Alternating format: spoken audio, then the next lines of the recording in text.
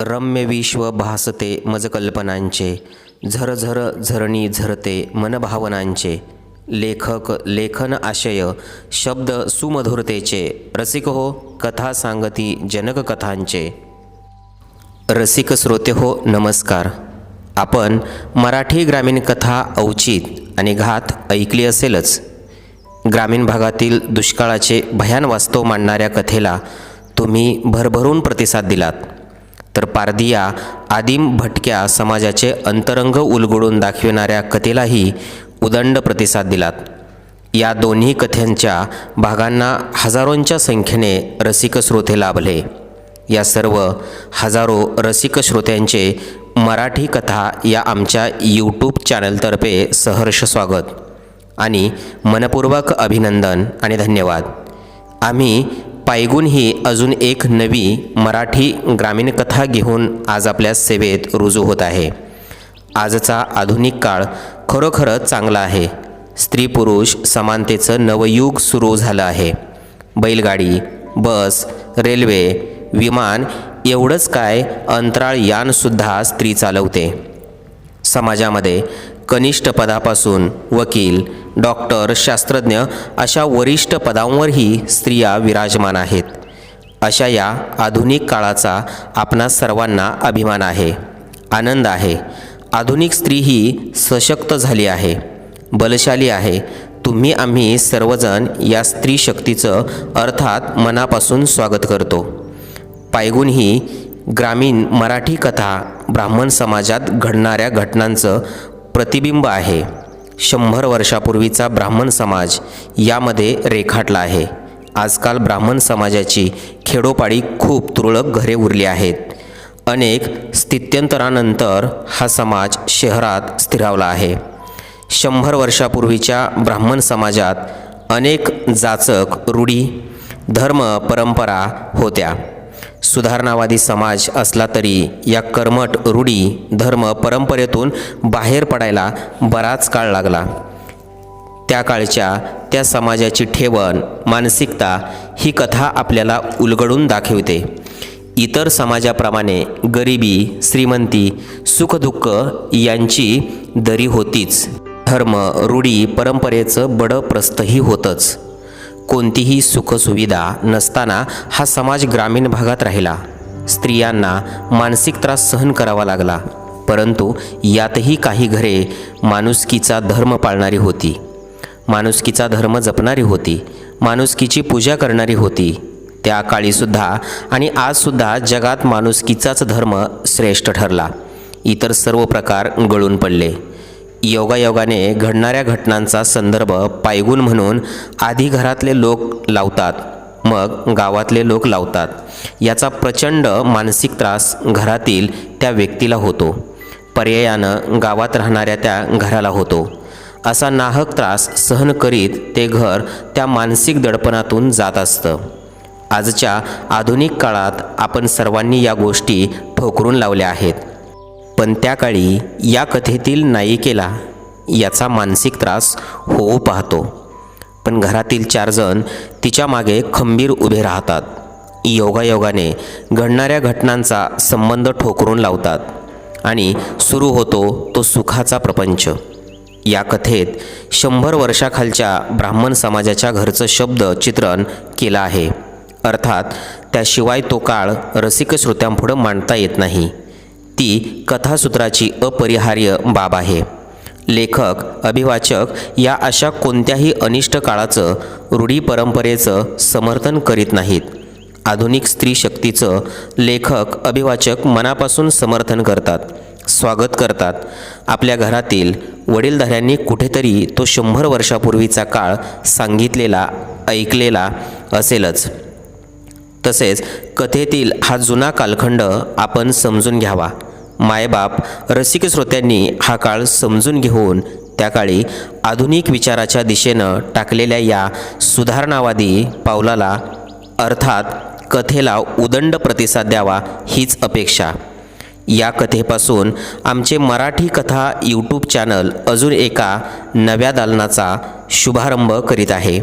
औचित घात या मराठी ग्रामीण कथांचे लेखक कृष्णकांत कुलकर्णी शेवतेकर रसिक श्रोत्यांसाठी पायगुण ही नवी कथा घेऊन येत असून तेच या कथेचे अभिवाचनही करीत आहेत, तेव्हा त्यांच्याशी संवाद साधायला तुम्हाला नक्कीच आवडेल.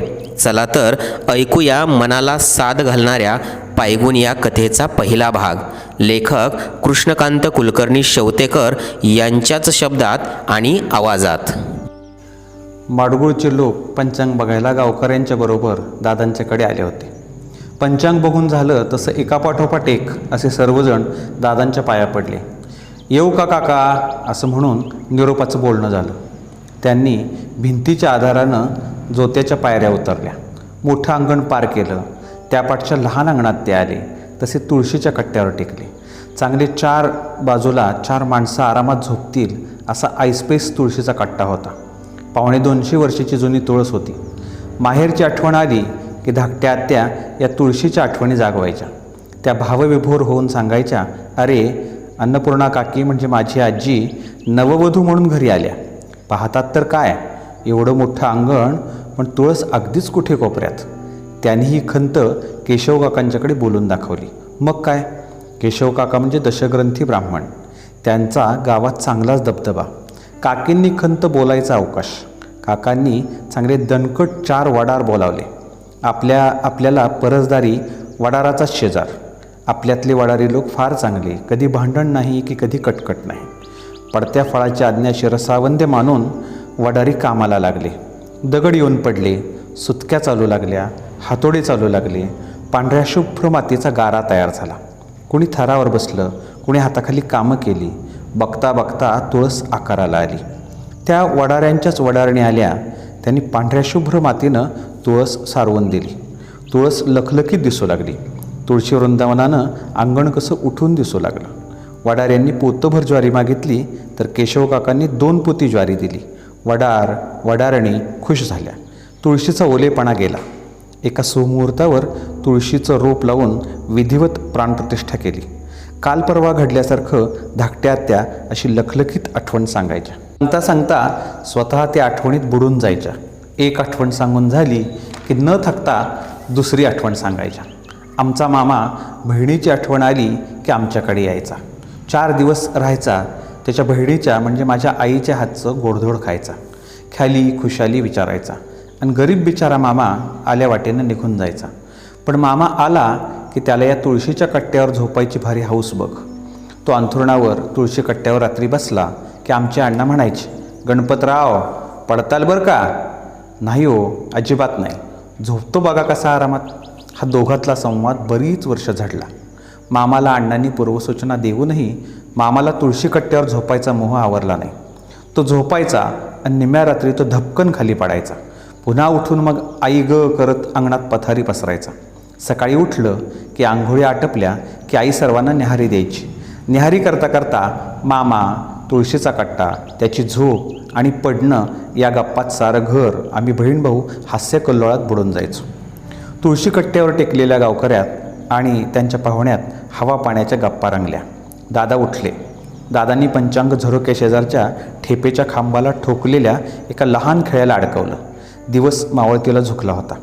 त्यांच्या रोजच्या शिरस्त्याप्रमाणे ते दिवाबत्तीसाठी कंदील साफ करण्यासाठी मधल्या घरात गेले.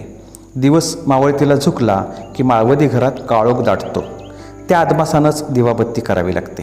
दादांचं हे आवडीचं काम होतं. मला आठवतं असं गेली कित्येक वर्ष ते नित्य देवपूजेप्रमाणे बिनबोभाट पार पाडत होते.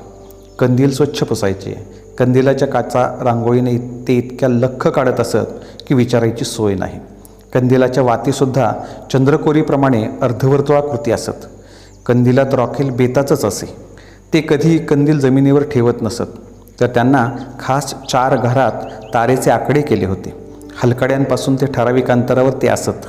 जणू तो कंदील माणसाप्रमाणे ओसरीवर बसलाय का काय असं वाटे. जणू प्रकाशानं घर उजळून टाकणारे ते तर्कतीर्थच वाटे. इतक्यात हवा पाण्याच्या गप्पा मारणाऱ्या एका पाहुण्यापैकी एकजण खालच्या अंगणात गेला. त्यानं मावळतीच्या चमकत्या सूर्याकडे बघत डोळ्यावर हात धरला. चांगला 300-400 वर्षाचा पिंपळ म्हणजे ब्राह्मण गल्लीचा पुराण पुरुष. आणि वासुदेव नानांचा वाडा यांच्यामधून आडावरून त्याने दृष्टी टाकली. क्षणार्धात त्यानं डोळ्यावरचा धरलेला हात आणि दृष्टी काढून घेतली. तोपर्यंत मी तुळशी कट्ट्यावर टेकलो होतो. तो माझ्याकडे वळला आणि मोठ्या उमायानं म्हणाला, "आव, तो वाडा कुठं दिसेना?" मी म्हणालो, "कोणता?" त्यावर तो म्हणाला, "ते नव्ह का, तो गोदा काकूचा. आम्ही सगळं आत्याकडे यायचो तेव्हा बघा गोदा काकूच्या वाड्यात पुती पुराण लई चालायचं बघा. समजा गाव जमायचं तिथं बघा. आता ही सगळं आत्या कोण?" तेवढ्यात त्यातला एक गावकरी पुढे सरसावला आणि म्हणाला, "अहो काका, आपण हाकड सगो आहे म्हणतो. हे पाहुणं ह्यांची ती आत्या लागती आहे बघा." एवढ्या प्रश्नोत्तरानंतर मला त्या पाहुण्याच्या प्रश्नाचा रोग कळाला. तसा थोडासा खजील होत मी उत्तरलो, "पाडला तो वाडा. 4-5 महिने झाले. गोदा काकूंचं वय झालं तसा पाव विकला. सरवलीच्या शिवेजवळचं पिराचं नवटाक विकलं. तसा वाडाही विकला एका खोसकराला. त्यानं उभा वाडा पाडला. त्याच्या उपयोगाची लाकडं, दगड, माती तो घेऊन गेला. गोदा काकू आणि एडारामनला पाहुणा घेऊन गेला." माझं बोलणं पुरं होण्याचा अवकाश तो पाहुणा म्हणाला, "अरारारारा, लई वांगाळ झालं बघा. केवढा चौचपी वाडा. गोदा काकूनं वाड्याबाहेर पावन टाकलं आणि समदाच ह्यो इस्कोट झाला म्हणायचा की. काय पायगुण म्हणावा गोदा काकूचा." यावर कोणीच काही बोललं नाही. थोडेसे खंतावतच एक एक करत सगळे चालते झाले. मी तसाच खिन्न मनानं तुळशी कट्ट्यावर बसून राहिलो. दादांची दिवे लागणीचं काम शांततेनं चालू होतं. आत बाहेर कमालीची नीरव शांतता पसरली होती. माळगाड्याकडून झेपावत येणारी संध्याकाळ, त्याच्याबरोबर बैलांच्या काळातील घुंगुरमाळांचा मंजूळ नाद कानापर्यंत पोहोचत होता.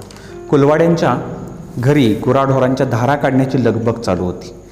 त्याचेही साद प्रतिसाद हलकेच उमटत होते.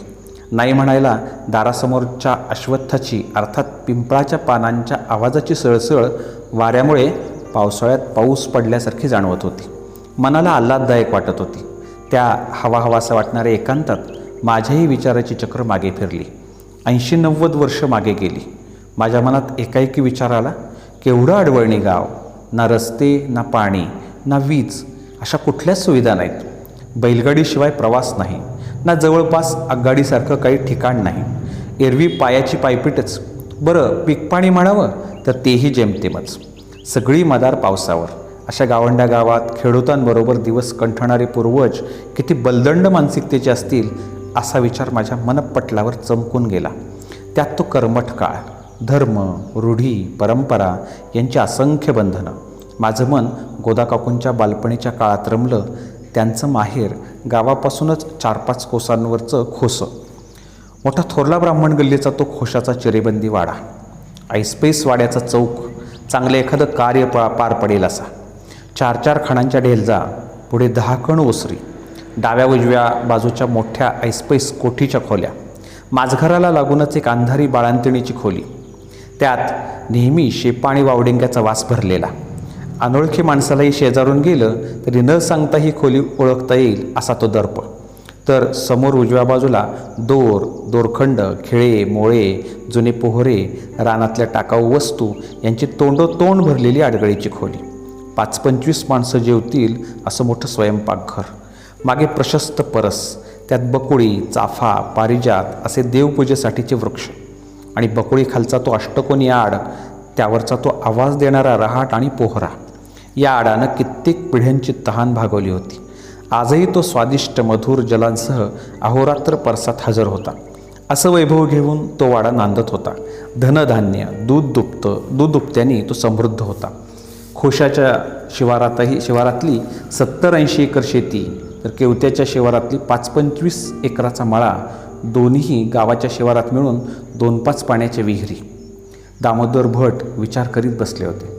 समोरच गोदावरीसह काही मुलींचा गलका चालू होता. मन विचारात गुंतल्यामुळे गलका जाणवत नव्हता. कालचक्र होतं कसं आणि फिरलं कसं. दामोदर भट आडाच्या पाण्यात पोहरा बुडावा तसे विचाराच्या चक्रात बुडून गेले. वाड्यात 3-4 पिढ्या नांदत होत्या, पण कुठलीच पिढी सुखी नव्हती. मागच्या पिढीतल्या 3-4 जणी सोवळ्या होत्या, तर काही पुरुष विधूर होते. काशीनाथ पंत आणि आनंदीबाईंची जोडी तेवढी अस्तित्वात होती. त्यांना वसंत आणि दामोदर नावाची 2 मुलं होती. वर्तमानात वसंत भटजी आणि दामोदर भटजी म्हणून दशग्रंथी ब्राह्मण म्हणून पंचक्रोशीत प्रख्यात होते. बाकी उरलेले लोक निस्संतान होते.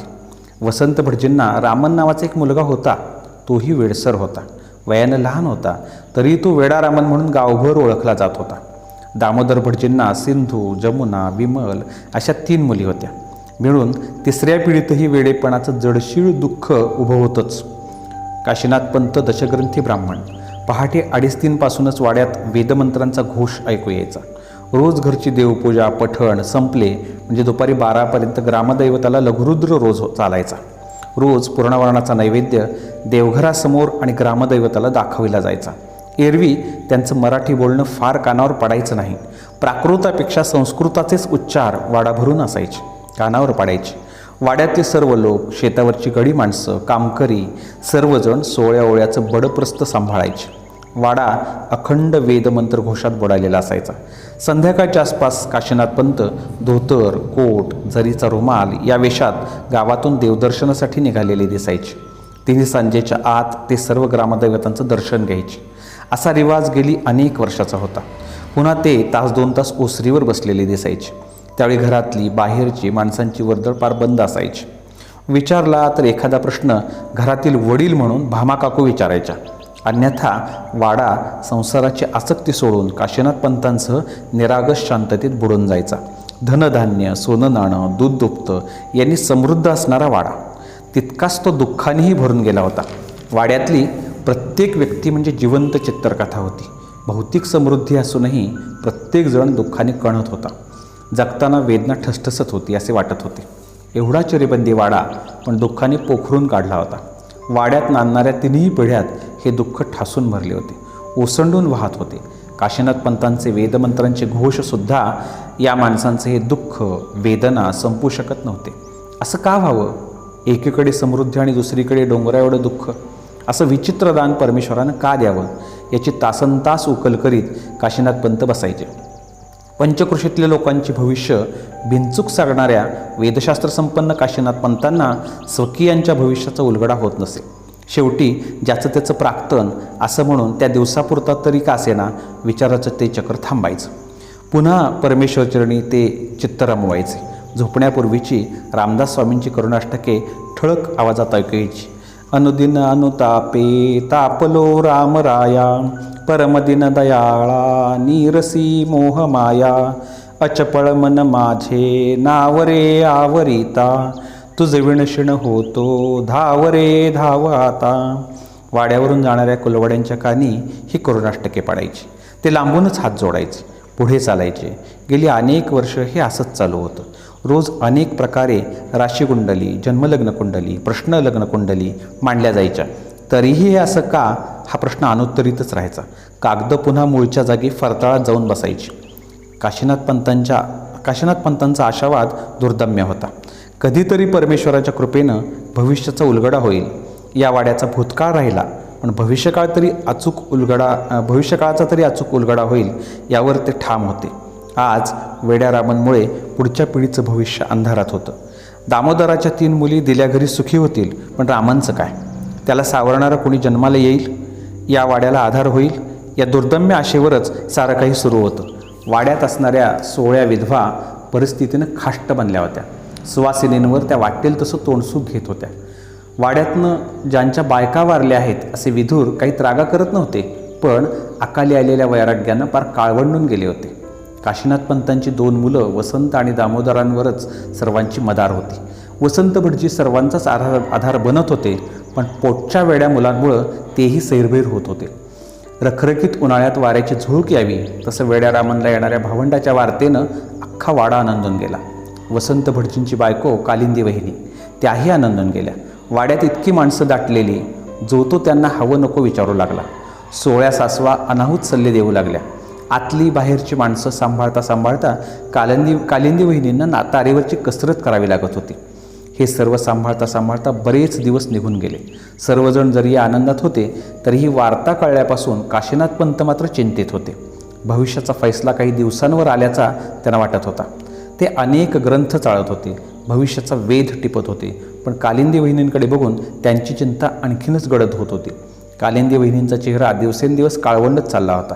वाड्यात यावर त्यांना कोणी काही उघड तोंडावर बोलत नव्हतं, पण हे लक्षण काही बरं नव्हे असे आपापसात कुजबुजत होते. वसंत भटजी, दामोदर भटजी मात्र आपापल्या पौरोहित्य शेती कामात गुंतले होते. त्यांना एवढा मोठा प्रपंच चालवायचा होता. इतक्या लोकांचं उदरभरण करायचं होतं. शेतात राबणाऱ्या कष्टकऱ्यांचं, कामकऱ्यांचं पोट भागवायचं होतं. एवढ्या मोठ्या शेतीची उसाभर करायची होती. बघता बघता कालिंदी वहिनींच्या बाळंतपणाला माहेरी जायचा दिवस उजाडला. बैलांना झुली घालून तट्टेची सावली करून मळ्यातून परशुराम वाड्यापुढे हजर झाला. जवळ वैरण असावी म्हणून 10-20 पेंडी त्यानं पुढं बैलांच्या मध्ये शिडीवर घेतली होती. मागे 2 गाद्या पसरल्या होत्या. गाडीच्या खेळा, सापत्या, आखाच्या कुण्या त्यानं तपासून बघितल्या होत्या. चाकांना अदबशीर वंगण केलं होतं. पाहुण्याच्या गावी जायचं म्हणून नवाकोरा तांबडा फेटा बांधून त्याचा हातभर समला काढून तो सावलीला उभा होता. मोठ्यांना नमस्कार करीत, लहानांची विचारपूस करीत कालिंदी वहिनी आणि आनंदी काकी गाडीत येऊन बसल्या. तत्पूर्वी त्या ग्रामदैवताला जाऊन आल्या. संत देव जहागीरदारांना जाऊन त्या पाया पडून आल्या. तशी वाड्यापासूनच वेणुबाई देवी आणि देव जहागीरदार यांचं देऊळ तसं जवळच. कालिंदी वहिनींचं माहेर तर 8-10 कोसांवरचं चिंभोरडी. का कोणास ठाऊक, पण बैलगाडीत बसलेल्या कालिंदी वहिनी खाली उतरल्या. थेट ओसरीवर पुन्हा एकदा काशीनाथ पंतांकडे गेल्या. व्यासपीठावर बसून काशीनाथ पंत नित्यनेमाने ज्ञानेश्वरीचं वाचन करीत होते. पाया पडताना त्यांचा एकाएकी कंठ दाटून आला. त्यांनी नऊवारीच्या पदराने डोळे टिपले. तसे एवढे खंबीर कणखर काशीनाथ पंत गहिवरले. थरथरत्या आवाजात म्हणाले, मुली रडू नकोस. प्रवासाला निघताना हे बरं नव्हे. कल्याणमस्तु शुभास्ते पंथान. काशीनाथ पंतांचा गलबललेला आवाज थांबला.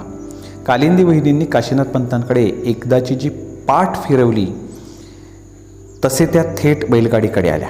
वाड्याच्या पायऱ्या उतरल्यावर पुन्हा एकदा त्यांनी उंबऱ्यावर डोकं ठेवून नमस्कार केला. क्षणभर त्या थबकल्या. डोळे भरून वाडा बघून घेतला. निरोपाला सर्वजण वाड्याबाहेर आले होते. हे सर्व बघून आनंदी काकींना वाईट वाटलं. त्या सहजच म्हणाल्या, कालिंदी तुझं काहीतरीच असतंय बघ. तू काही पुन्हा इथे येणार नाहीस का? काहीतरी आपलं बैस नीट. त्यावर कालिंदी वहिनी तोंडातल्या तोंडात पुटपुटल्या, कोणास ठाऊक पुढं काय ते. तशा आनंदी काकी गाडीवानाला म्हणाल्या, दाबाव रे बैल, सावकाश जाऊ दे, कालिंदी आहे गाडीत. बैलांना चुचकारताच बैलांनी पाय उचलले. कुचुकुचू काटे असलेल्या वाटेनं चिंभोरणीच्या वासुदेव शास्त्री देशपांडेच्या लेकीला घेऊन बैलगाडी मार्गक्रमण करू लागली. बैलगाडीच्या चाकाबरोबर कालचक्रही फिरू लागली. उलट का सुलट हे त्या परमेश्वरालाच ठाऊक. रसिक श्रोते हो, श्री कृष्णकांत कुलकर्णी शेवतेकर लिखित पायगुण या कथेचा पहिला भाग आपण ऐकलात. कथेच्या या पहिल्या भागाचे अभिवाचन लेखक श्री कृष्णकांत कुलकर्णी शेवतेकर यांनीच केले होते. लेखक हेच अभिवाचक हे आमचं नवदालन आपणास कसे वाटले, कथेचा पहिला भाग कसा वाटला, आपला अभिप्राय कृपया कमेंट बॉक्समध्ये नोंदवा. आम्ही आपल्या अभिप्रायाची वाट पाहत आहोत. ही मराठी ग्रामीण कथा यूट्यूब चॅनलची निर्मिती आहे. धन्यवाद.